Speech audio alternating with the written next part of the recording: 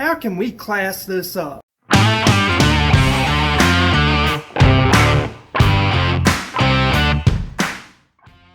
Welcome back to the channel. You know, one of the things that we have to do as our society's going through this troubling time of supply chain interruptions and just idiots in office is that we need to make use of our leftovers. And so one of the ways of doing that is go back to my childhood. Back when I was a child, back in the 80s, croquettes were all the rage for anything that you were doing fancy. But really, it's a great way to use leftovers. So that's what I'm doing today. I'm doing a potato croquette with leftover mashed potatoes. Stick around. Sometimes with dealing with leftovers, it isn't about recipes. It is about, knowing the basics of cooking. So this is roughly about, I would say, 2.5 cups of mashed potatoes left over. Now these right here are some green onions I got from my garden. These are multiplying onions that I got from Miss Wanda at Deep South Homestead. So if you haven't watched their channel, this is an old-timey variety of onions that green onions that when you plant them, they produce multiple green onions. Now that was about one green onion. I had them growing, but if you didn't have green onion, you could put onion powder. You put whatever you want. It's basically what you got on hand. Now I've got a small garden, so I always have herbs and stuff, and with that herbs in my garden, I've got some flat leaf parsley here, and so I'm going to put in some flat leaf parsley. And again, all this is to taste, so you just put what you want in there. Next, I'm going to put in some shredded cheese. We go through cheese like mad here at this house, so it'll probably be about a cup. You can see how I just use some kitchen scissors. If you have herb scissors, that works fine to cut up all your herbs. But I'm going to put some cheese, as much as you like, but about a cup. And it's a little bit more than a cup cheese, almost a cup, just a little bit more. Basically because I like cheese. Now, I wanted to say something here because some people will say, oh, you put cellulose. Cellulose is wood fibers, because everybody has a problem with shredded cheese. Well, there's cellulose in here, but it is in the green onions, and it's in the parsley, but it's not in the cheese.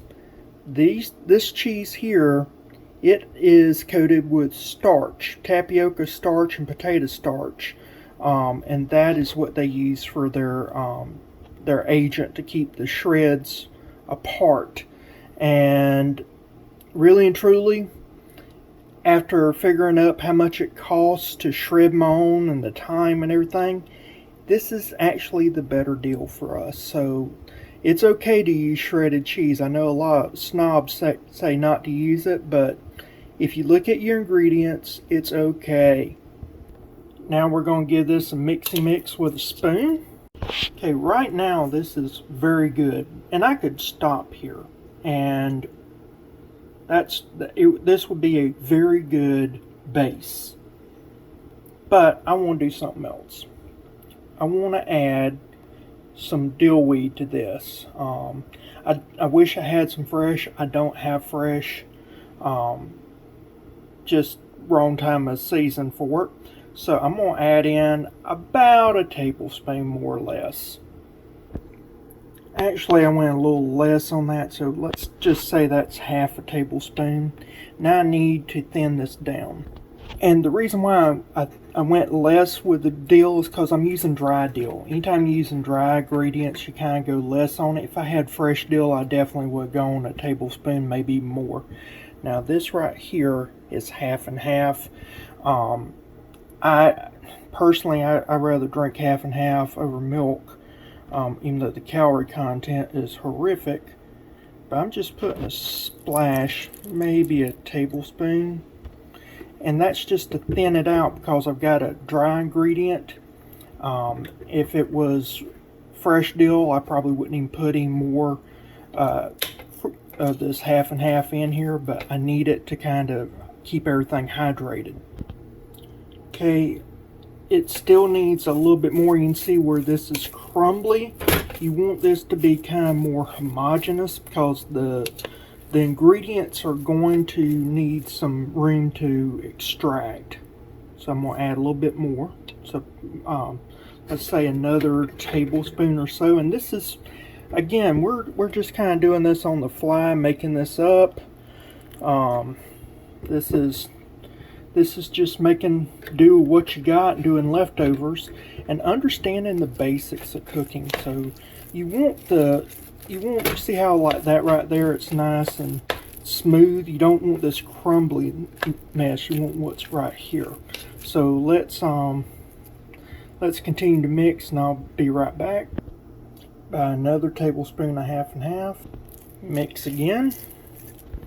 Naturally, you don't have to use half and half. You can use whatever liquid you wanted to. So if you're a vegan, you could use vegan cheese and nut milks and all that stuff, or you can use water.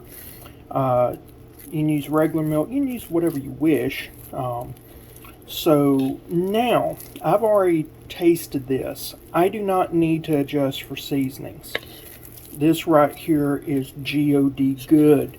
So if you needed to, this would be time to add salt, time to add pepper. Can't speak today. So now, what am I going to do? I'm going to put a piece of plastic wrap over this and let it sit for at least an hour. Most people do not give their recipes time for flavors to meld. And this needs time to meld before we do the next step. So I'm going to say an hour.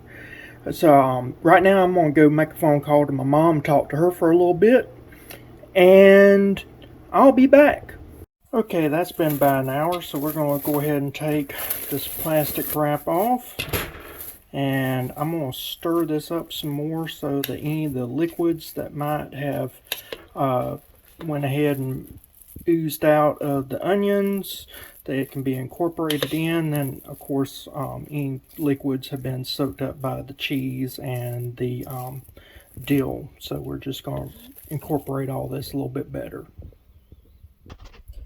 We're going to adjust this a little bit with a little bit of onion powder, not much. I'm talking about maybe a teaspoon. Now we're going to put in some garlic powder, just another, I'd say not even a teaspoon, maybe a half teaspoon. Okay, so why did I do this? Well, because we have parsley in here. Parsley and celery can be used to actually kind of regulate your seasonings. And parsley over time will take away some flavors. And it was really taking away a lot of the flavor out of the green onion. I had a green onion flavor, but I didn't have that background note that is like real strong, sulfury that you get from an allium. Doing some onion powder and garlic powder, I was able to bring back those base notes. And so that's what you have to understand. It's almost like composing music. You have to have bass notes, and then you have to have, you know, your treble, and you have all these different flavors that you're trying to understand. And so now I've got a good base of onion with the garlic and onion powders to enhance the greener flavors of the green onion and the parsley, and also the dill. So now I've got what I'm looking for. Next thing, we're going to scoop these out and roll them into balls. Best thing for this is just an ice cream scoop. No cheapo. This is about the right portion. I'll wet both of my hands. I won't video it, but I'll roll this between two wet hands and I'll dollop them out. I'll show you the rounds when I'm done. Alright, I've got 13 of these ready. They're about the size, I would say, of a large to jumbo sized egg. 'egg. This was a leftover one, so it's a little bit bigger than the rest. And I'm going to If I was doing this to save money at a restaurant, by the time you flour them and do everything else we're going to do, that would be about 2 of these would be a perfect accompaniment to any type of dish that I was doing. If I was going to do them as an appetizer, I would do 4. And that would be an appetizer for like a shared thing. If I was going to do it to kind of stretch it out, I would add more cheese and cut these in half and make them smaller to about the size of a quail egg or smaller. And then you could then do more, but you'd need more cheese to make it cheesier. This is the right size for me. But the idea is that you could do this any way you like. You can season it any way you like. You know, I imagine you could do it with sweet potatoes and change that up. You could do it with pumpkin. You can do it with a number of things. I had mashed potatoes. This is to give you an idea of what to do. Now we're going to put this into the freezer and let this chill for, I would love to say an hour, but really and truly I've got some errands to run, so it's probably going to sit a little longer than an hour. It might sit 2 or 3 hours, and really and truly that is the beauty of this dish. It can sit as long as I need it to sit. So again, if you had a restaurant and you want to do these, you could make these up the night before. Your staff could come in the next day and do the next steps, and you would have this as a nice little menu item. And the reason why I keep bringing that up, it's not just your homes, it's businesses that need to figure out how to make do with less. And I was talking to my mother, because I said, you know, I was calling my mother a few minutes ago, and she said that they actually had a dish like this when she worked for Monsanto. Said that they didn't put all the fresh herbs and stuff in there. They just put onion powder and garlic powder, did pretty much everything else I did. I don't know if they had cheese or not. I imagine that they didn't. And she said that they served it with chicken gravy, that they fried it out and served it with chicken gravy over it, and said she loved eating them. Said that was one of her favorite dishes. I'd never heard that story. She had never told me about that. So this is just something from my childhood that people used to make croquettes all the time. Now they don't. Unless you go to a really fancy place and they might have croquettes, but most of them are breaking away from it. But it's a great way to use leftovers. It sounds fancy and it tastes amazing. I think you're going to like this dish. So I'll see you, well, for you in the next few seconds, but for me it'll probably be the next few hours. And then we'll do the next steps to make these into our croquettes. Alrighty, so the croquettes are all frozen now. I've got about a half cup of self-rising flour in a zip top bag here. I'm going to toss these in and shake them around. Okay, so they're all nice and floured. Time to make an egg wash. I'm using one of my father-in-law's green Americana chicken eggs. He's been getting eggs all winter long without ceasing. It's amazing. And I'm just going to take one of these eggs and mix it with a little bit of milk, and that's my wash. In case you've never seen an egg wash, here it is. First off, you bust your yolk before you ever mix anything. That helps it mix better. And you whisk it together. That's it. Now I've got a canister of plain panko breadcrumbs. And so I'm going to put it in the bag with the remainder of the flour and put a little seasonings in it. Alright, that was a 8-ounce canister, and I put 4 ounces of breadcrumbs in here, and there's only maybe a tablespoon or 2 of flour left. Well, season to taste with some sea salt. I probably got about, I don't know, 2 teaspoons of sea salt I'm adding in here. Alright, next we're going to add in some black pepper. And of course I'm using peppercorn medley, which is black peppercorns, pink peppercorns, coriander, white peppercorns, allspice, and green peppercorns. Okay, now that we've floured everything, we'll put it in the egg wash, and then we'll roll them around in the breadcrumbs. Pretty simple. Okay, I'm actually double dipping mine, so I'm roll them around in the breadcrumbs and then roll them again in the egg wash and breadcrumbs again. So if you need more breadcrumbs, just do that, you know, add as you need. You can use up to the 8 ounces, but normally you won't use that much more. Probably about another 2 ounces is all you'll need. Alright, croquettes are breaded. Time to fry them up. The oil is shimmering, which means it's time to lay these in. I'll do them one at a time and lay them in away from me. We'll go from there. I'll show you these in just a minute as they fry up.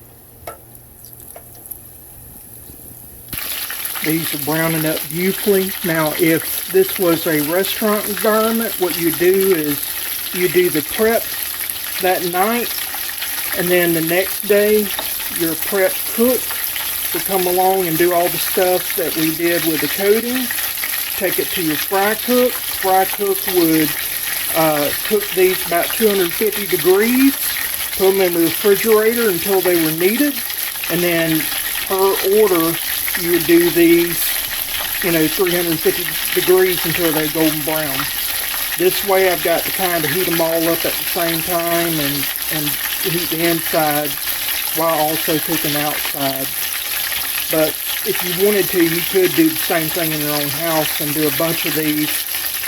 You know, if you had like a big family or a big get-together, do a bunch of them at 250 and then come back later at a higher temperature and fry them. Okay, here are some fried up.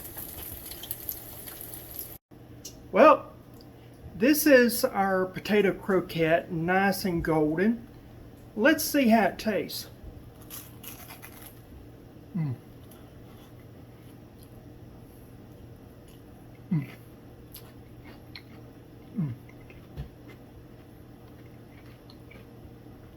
The wife already stole one. I'll go ahead and rat on her.